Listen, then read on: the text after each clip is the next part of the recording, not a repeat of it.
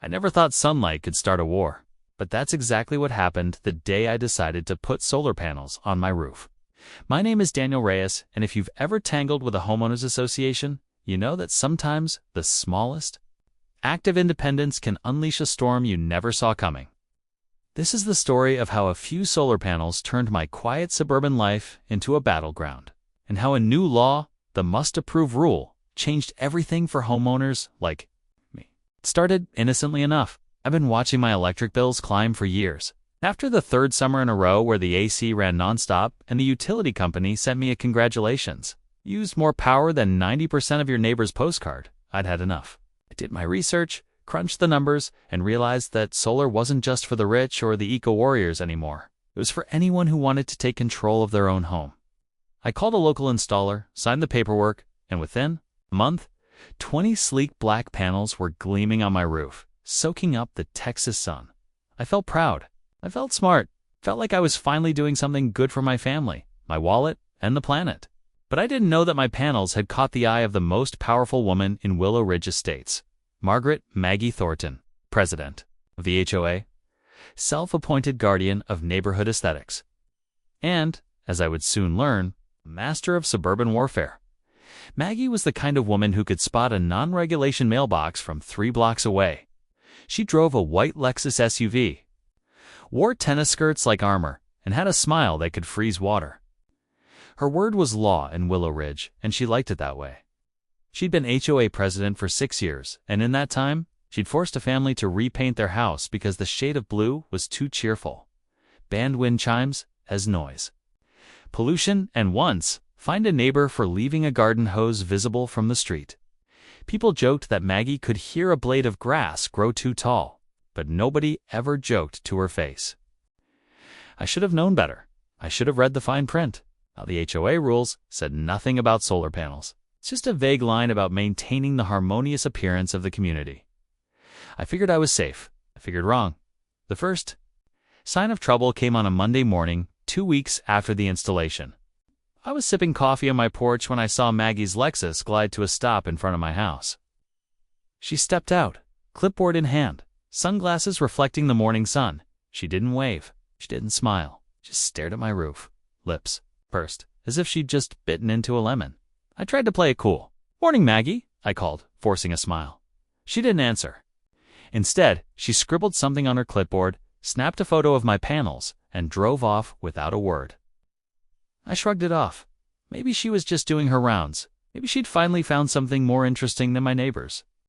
Halloween decorations, which she'd banned last year for being too scary for children. But the next day, the letter arrived. Thick, cream-colored envelope, HOA logo, embossed in gold.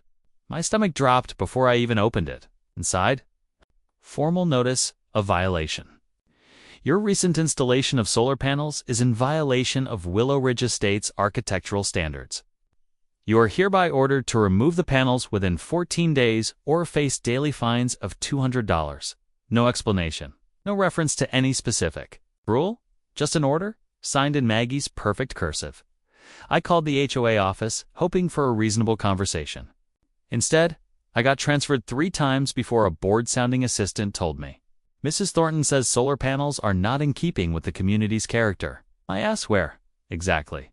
It said that in the bylaws. She just repeated, "It's the policy." Click. That's when I realized this wasn't about rules. It was about power. Maggie didn't care about the environment or my electric bill or even the look of my house. She cared about control. She wasn't about to let anyone challenge her. Authority? Not even the sun. I started digging. Turns out I wasn't alone. Across the country, thousands of homeowners were fighting the same battle. Some HOAs banned solar outright. Others buried restrictions in fine print, requiring panels to be invisible from the street or only allowed on the back of the house, or subject to endless architectural review. The result? Most people gave up. A few who fought back faced legal threats, mounting fines, and even liens on their homes. But I wasn't most people. I'd spent my whole life believing that if you played by the rules, you'd be left alone. But Maggie was rewriting the rules as she went. I started documenting everything, every letter, every phone call, every time Maggie's Lexus slowed in front of my house. I talked to neighbors, and heard stories that made my blood boil. One family had been forced to remove a backyard playset because it was visible from the golf course. Another was fined for planting sunflowers. Sunflowers in Texas, where things get interesting. In the last few years, a growing number of states have passed laws that limit HOA's power to block solar. Some of these laws are toothless, full of loopholes and exceptions, but others are game changers. The most important is the must-approve rule, which flips the script. Instead of you having to prove your right to go solar, the HOA has to prove a legitimate reason to deny you. And I don't like the look. Doesn't cut it. I started to wonder, could this new law be my ticket out? Could I finally stand up to Maggie and win? I was about to find out. The next morning, I woke up to find a bright orange violation notice taped to my front door. Its final warning, it read in bold, angry letters. Failure to comply will result in legal action and a lien against your property. I stood there in my pajamas, the Texas sun already beating down, and felt a mix of anger and disbelief. Was this really happening? Over solar panels? I looked up at the panels, glinting in the morning light, and made a decision. I wasn't backing down. I'd spent the rest of the day researching. I've read every line of the Willow Ridge Estates HOA bylaws, every state law I could find, and every news story about homeowners fighting back. That's when I stumbled on something that made my heart race. Texas had just passed a new law, Senate Bill 398, strengthening homeowners' rights to install solar panels. The law was clear. HOAs could not prohibit or restrict solar energy devices except in very specific circumstances. The must-approve rule was real, and it was on my side. But Maggie wasn't going to make it easy. That afternoon, she called an emergency HOA board meeting.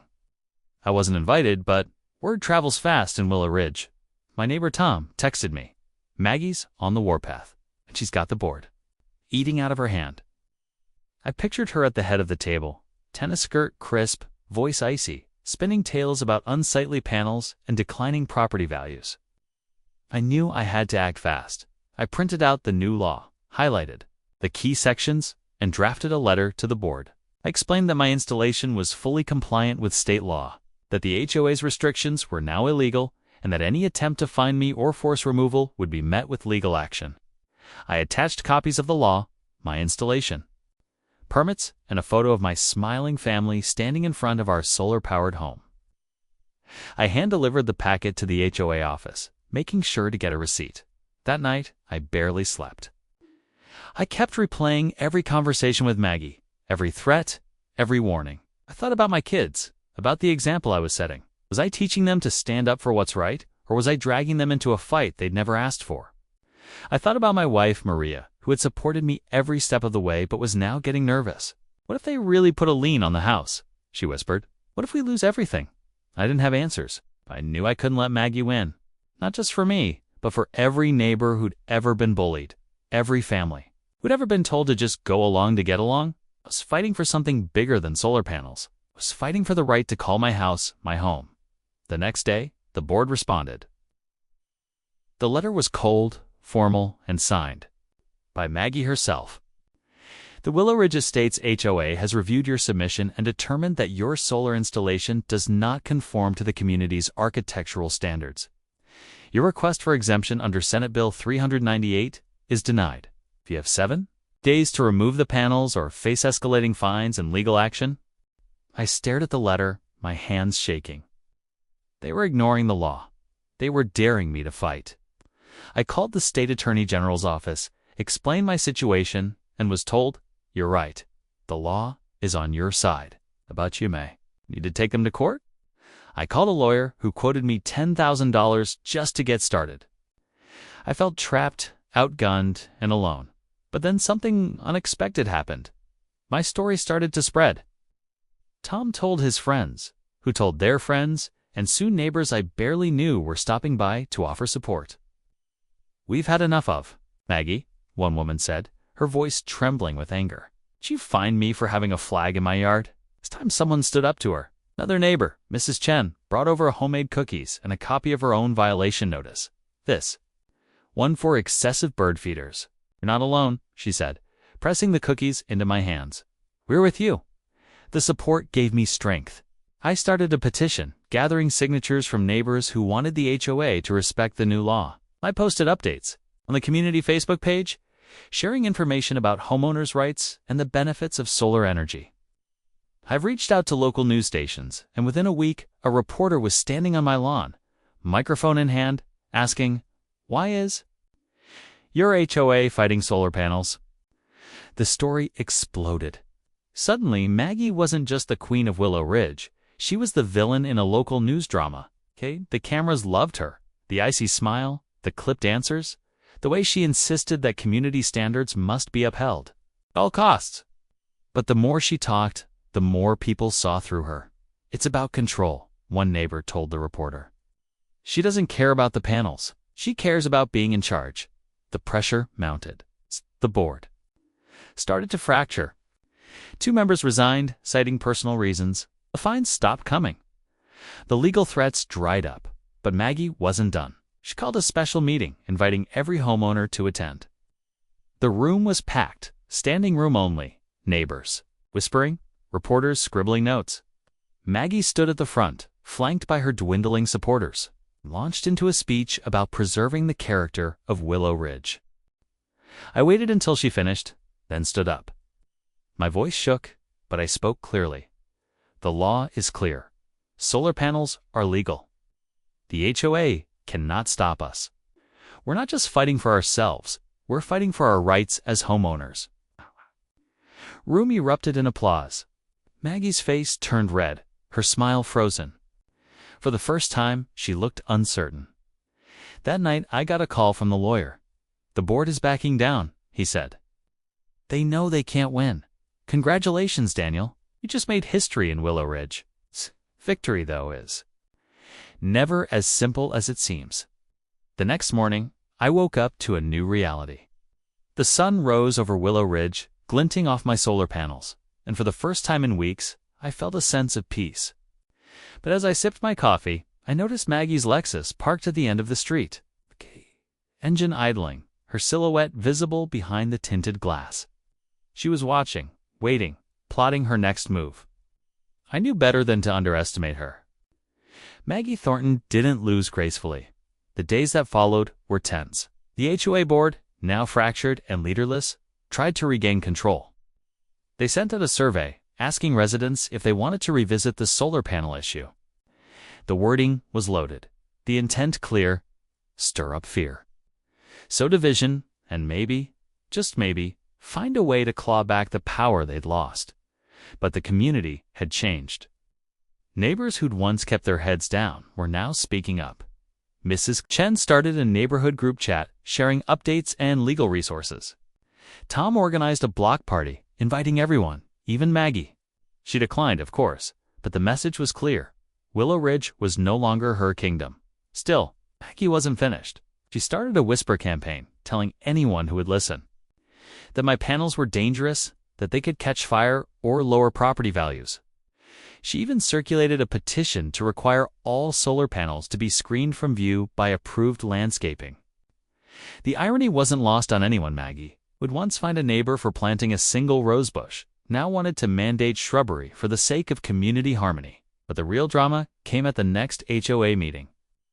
The room was packed, the air thick with tension. Kay took the floor, her voice calm, but her eyes cold. "We must protect the integrity of Willow Ridge," she declared. "If we allow one homeowner to break the rules, what's next? Wind turbines? Chicken coops? Neon signs?" She paused, letting the words hang in the air. "We have a duty to preserve our neighborhood's character." I stood up, heart pounding. "With all due respect, Maggie, the only thing we're preserving is your control. The law is clear. Solar panels are legal. We're not breaking the rules, we're following them. And we're not alone." Across Texas, across the country, homeowners are standing up to HOAs that overreach. The must-approve rule isn't just a law. It's a promise that our homes are our own. The room erupted in applause. Even some of Maggie's old allies clapped, their loyalty shaken. For a moment, she looked vulnerable, her mask slipping. But then she straightened, her voice icy.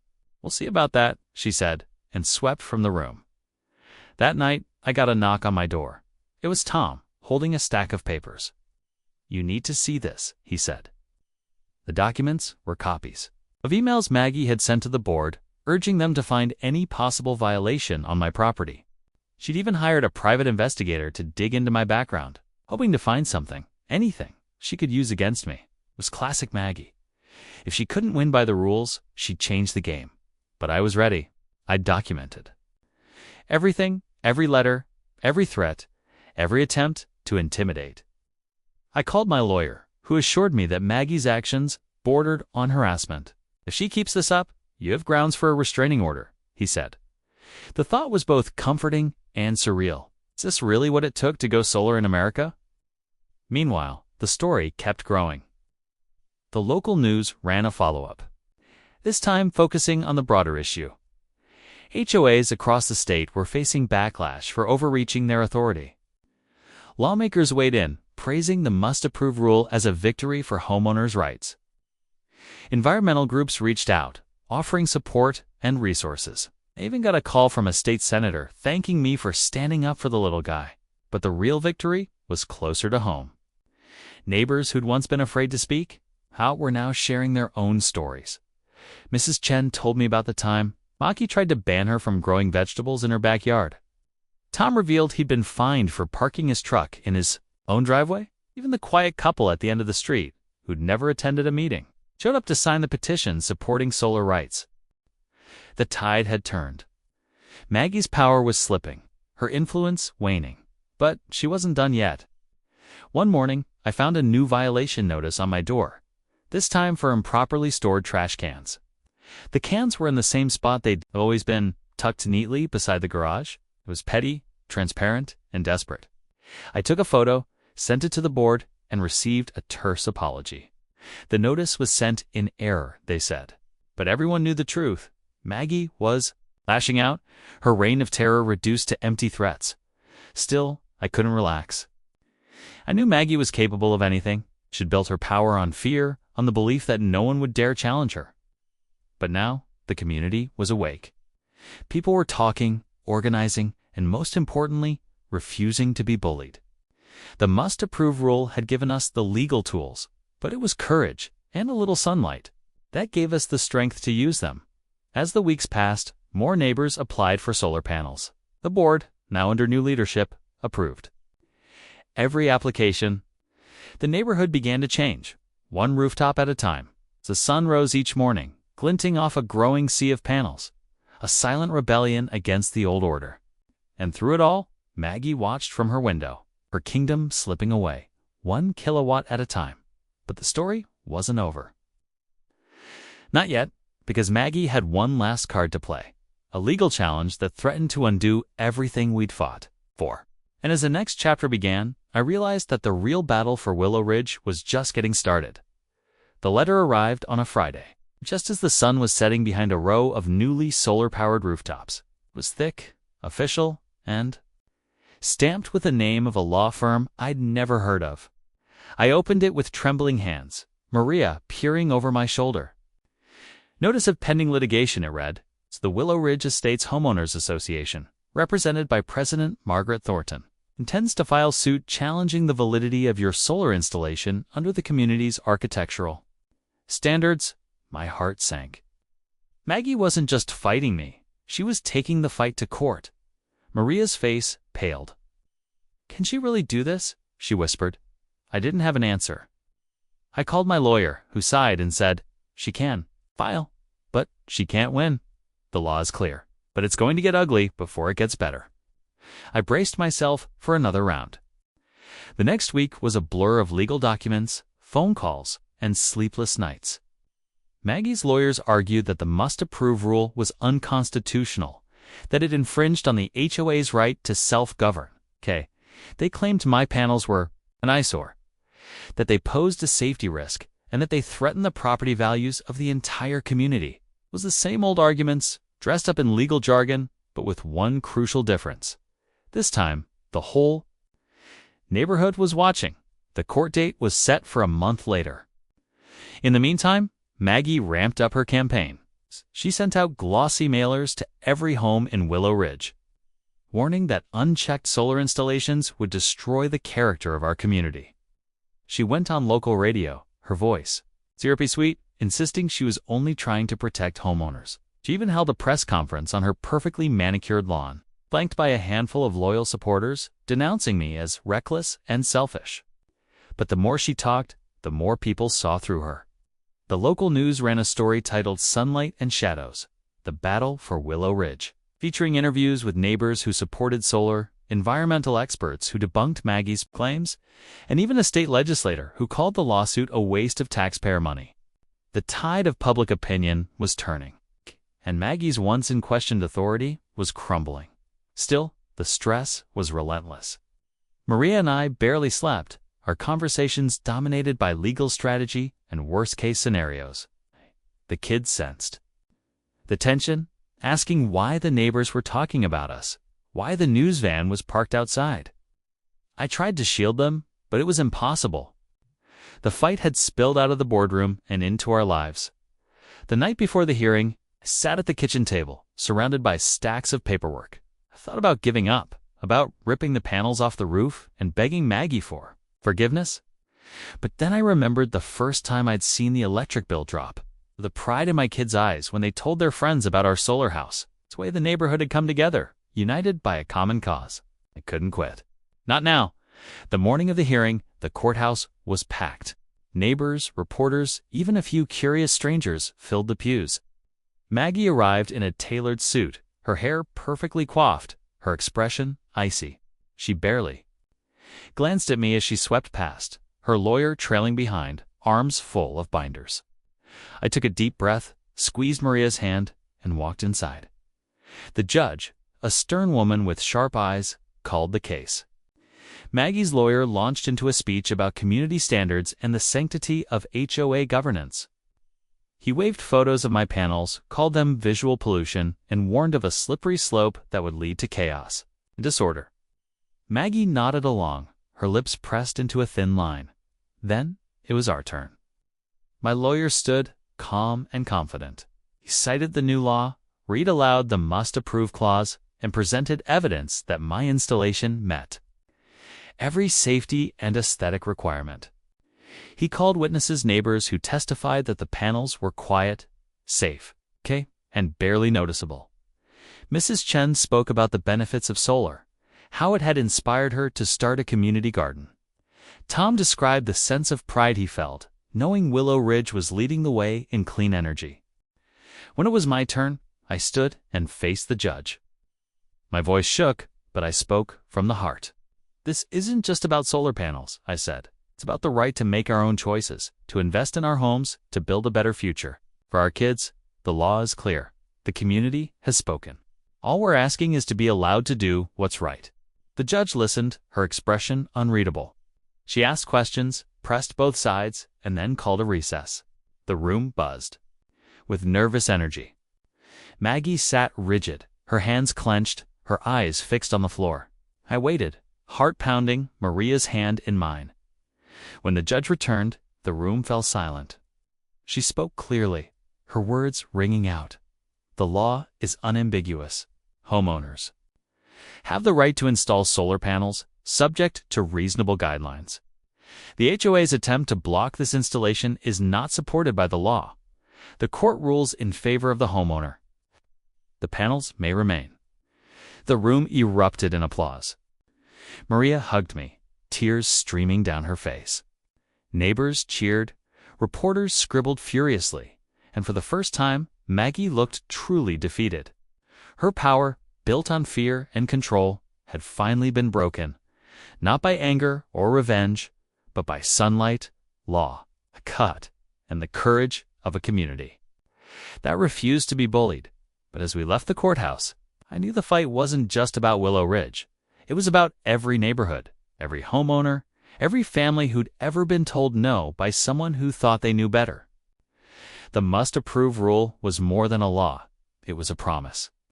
And now, it was up to us to make sure that promise was kept. The weeks after the court victory felt like waking up from a long, tense dream. The sun rose each morning, glinting off not just my panels, but now Tom's, Mrs. Chen's, and 3 other rooftops that had been waiting for the outcome. The neighborhood felt lighter, as if a weight had been lifted. People smiled more, waved more, and for the first time in years.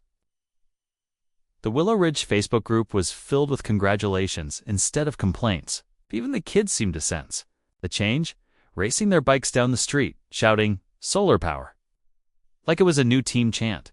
But Maggie Thornton was not a woman to disappear quietly. For a few days, she kept up appearances, walking her dog with her head held high, waving to her dwindling circle of loyalists, and sending out one last HOA newsletter, this time with a carefully worded reminder about respecting community standards, but the tone had changed. The threats were gone, replaced by a brittle politeness. The board, now under new leadership, quietly revised the architectural guidelines to comply with state law. The must-approve rule was printed in bold, and a new committee was formed to help homeowners navigate the solar application process. Maggie was not invited to join. One evening, as the sun set in a blaze of gold and orange, I found Maggie standing at the edge of her lawn, staring at the panels on my roof.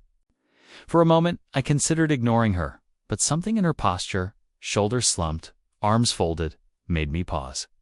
I walked over, heart pounding, unsure what to expect. She didn't look at me. "You won, Daniel," she said quietly, her voice stripped of its usual steel. "I hope you know what you've started," I nodded, unsure if it was a threat or a concession. "It's not just about me," I said. "It's about everyone. We all deserve a say in our own homes." She sighed, a long, tired sound. "You? Think you've changed things? Maybe you have. The neighborhoods need order. Without it, things fall apart." I looked at her, really looked at her, and for the first time, I saw not a villain, but a woman who'd built her identity on control, now forced to watch it slip away. "Order's important," I said gently, "but so is progress, so is trust." She didn't answer, just turned and walked inside, her dog trotting behind her. I watched her go, feeling a strange mix of relief and sadness. The war was over, but the scars would linger. In the months that followed, Willow Ridge transformed. The Solar Committee became a hub of activity, helping neighbors with paperwork, connecting them to installers, and even organizing group discounts. The community garden flourished, powered by a new solar irrigation system. Mrs. Chen's sunflowers grew taller than ever, and Tom's kids started a lemonade stand, proudly advertising solar-chilled drinks. The neighborhood that had once been defined by fear and conformity is now a place of innovation and cooperation. The story spread beyond our little corner of Texas. Local news stations ran follow-ups, celebrating Willow Ridge as a model for solar. Adoption environmental groups invited me to speak at town halls, sharing our experience and encouraging others to stand up for their rights. From homeowners across the country, some inspired, some still fighting their own battles. The must-approve rule, once a little-known law, became a rallying cry for communities everywhere, but the real change was quieter, more personal. I saw it in the way neighbors greeted each other, in the pride people took in their homes, in the sense of possibility that had replaced resignation. The panels on our roofs were more than just technology. They were symbols of what we could accomplish when we stood together. One Saturday, as I was cleaning the panels, my daughter came outside, her face serious. "Dad, are you glad you fought, Maggie?" she asked. I thought about it. About the sleepless nights, the fear, the anger, the moments I'd wanted to give up. About the way the community had come together, the friendships that had formed, the sense of purpose I'd found. "Yeah," I said finally. "I'm glad. Not just because we won, but because we learned what we're capable of." She smiled, satisfied, and ran off to join her friends. I watched her go, feeling a surge of hope for the future. Of course, not every battle ends this way. There are still HOAs out there, clinging to old rules, still homeowners facing threats and fines, still communities divided by fear and suspicion. But the tide is turning. The must-approve rule is spreading, state by state, giving power back to the people who need it most. And every time a homeowner stands up, every time a community comes together, the darkness recedes a little more. If you're watching this and you're in the middle of your own fight, don't give up. Document everything. Know your rights. Find allies. Share your story.